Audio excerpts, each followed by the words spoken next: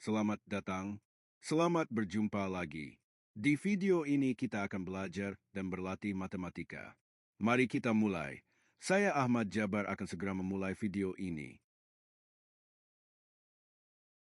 Kita akan melanjutkan pelajaran matematika tentang komposisi fungsi dan fungsi inverse untuk SMA kelas 11 dari buku Matematika Diki Susanto. Soal uji kompetensi nomor 1.5. Perhatikan diagram panah di bawah ini.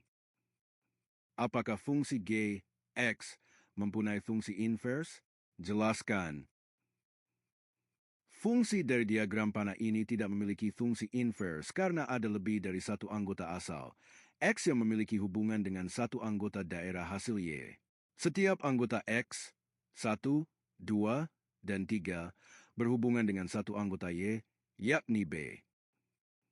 Fungsi tidak memiliki inverse jika pemetaannya bersifat banyak ke satu, banyak input menghasilkan satu output, sehingga saat dibalik, output tersebut tidak menunjuk ke satu input asal yang tunggal. Selesai untuk soal uji kompetensi nomor 1.5.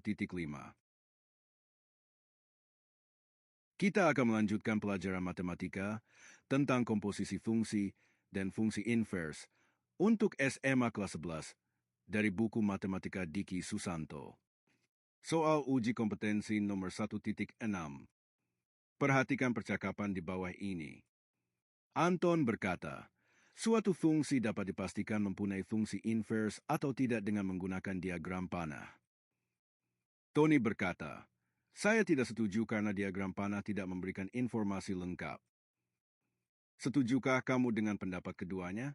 Adakah pendapatmu yang diperlukan untuk melengkapi kedua pendapat tersebut? Saya tidak setuju sepenuhnya dengan pendapat Anton maupun Tony, karena masing-masing memiliki kekeliruan dalam memahami batasan fungsi matematika. Kekeliruan Anton, diagram panah hanya bisa digunakan secara efektif jika anggotanya berjumlah sedikit, atau himpunan berhingga. Jika fungsi tersebut melibatkan bilangan real yang jumlah anggotanya tak terhingga, diagram panah menjadi tidak mungkin untuk digambarkan.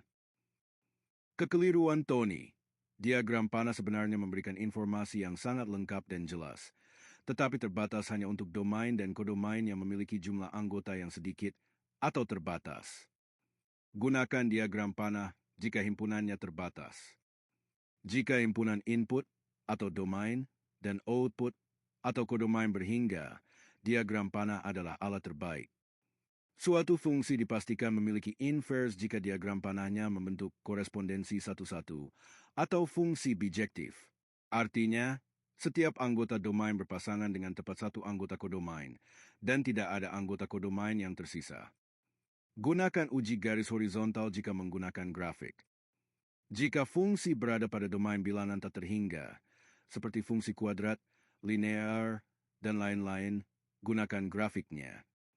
Lakukan uji garis horizontal. Jika sebuah garis horizontal memotong grafik lebih dari sekali, maka fungsi tersebut tidak memiliki inverse. Gunakan analisis aljabar jika berupa rumus. Kita bisa membuktikannya secara matematis apakah fungsi tersebut bersifat injektif. Jika f a sama dengan f b, maka a sama dengan b dan surjektif. Kesimpulan keseluruhan. Apakah kita bisa memakai diagram panah? Bisa, tetapi tidak selalu. Diagram panah sangat informatif untuk himpunan kecil, tetapi untuk fungsi dengan domain tak terhingga, seperti fungsi kontinu pada bilangan real, kita wajib menggunakan metode grafik atau pembuktian aljabar. Selesai untuk soal uji kompetensi nomor 1.6. Sekian dulu. Anda bisa mendapatkan video lain di kanal ini. Ikuti terus video-video lainnya. Jika ada koreksi atau saran, bisa dituliskan di kolom komentar. Sampai jumpa dari saya, Ahmad Jabar,